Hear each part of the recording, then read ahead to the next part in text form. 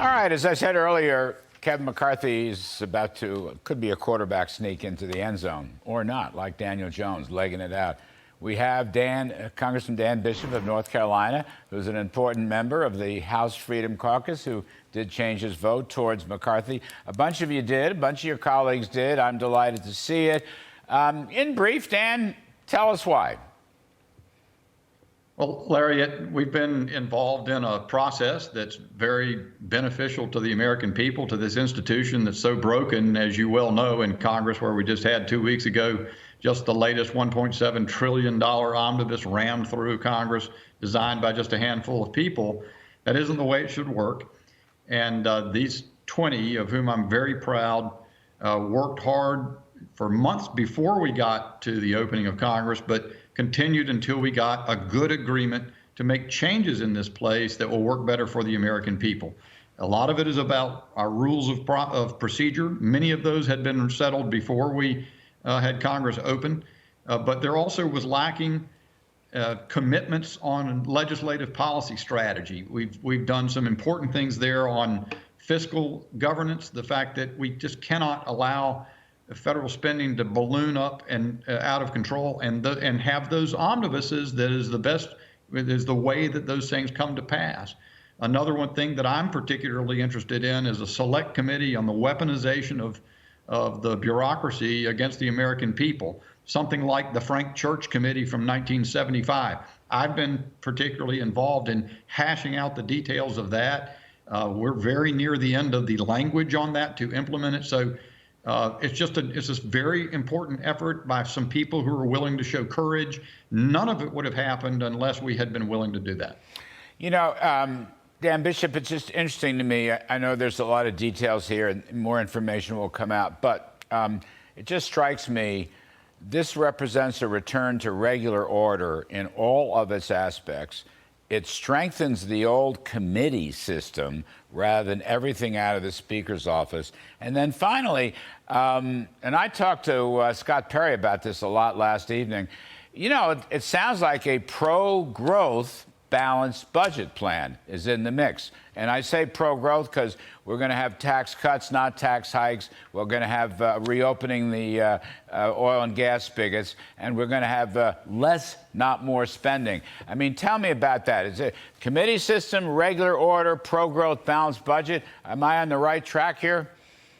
You have the essence of it. There are also specific commitments to bring particular items of legislation to the floor, in addition to a balanced budget in 10 years, and spending limitations to with respect to fiscal year 22. It will not, go up. So, and then we've got, a Texas border plan on immigration. The fair tax is going to come to the floor. A constitutional amendment establishing congressional term limits. The end of COVID national emergency rules. So there's some really good stuff in here. It is a very substantial improvement. And as you say, Larry, this is what Republican governance is supposed to be about. It is the beginning of a return to regular order. It's funny how media has treated this. A lot of times you hear people wringing hands about the fact that, oh my goodness, the world is going to come to an end because we haven't gotten a speaker seated within the first 2-3 days of the opening of Congress. You didn't see any of that hand-wringing when they rammed through the omnibus and put the Republican majority on ice with respect to much of the spending decisions for the next 9 months. So this is the way it should be done. And as I say, tremendous compliments to Scott Perry and to Chip Roy of Texas, who led this effort and kept us organized, kept us thinking carefully, kept us disciplined, kept cool, and got this thing in the barn. It's really, I'm very happy about it. Could it be better? If we had 21 people, 31, 41 conservatives with courage, we could have even made it better. Well, I was proud of you all because you beat the modern 1923 9 ballots. You beat that. So I was very proud of that. But I was equally proud you didn't have to beat the 1856, which was 133 ballots. So this was really a very small exercise compared to those earlier days in American history. Let me ask you, Dan Bishop, are you concerned that if one Republican raises his or her hand, the Speaker has to vacate the chair? Will that compromise Mr. McCarthy and the whole process? This is my own personal idiosyncrasy here, Larry, because the group with whom I was with was very insistent that that be restored. Nancy Pelosi was the first speaker ever to essentially cripple the device of the motion to vacate the chair. And our people wanted Nancy Pelosi's hands off the way the House operates. They wanted it restored. I respect that and agree with it as a matter of general principle, but I really don't think it matters very much. With a 5-vote margin,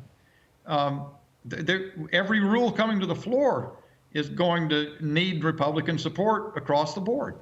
So there are a lot of different ways that can happen. I don't think, so consequently putting it back, I don't think it materially enhances any, or well, let me put it this way. I don't think it makes any problem leadership faces worse. Let's put it that way. I do think, just final point, Dan Bishop, we appreciate your time very much. I know it's a busy day.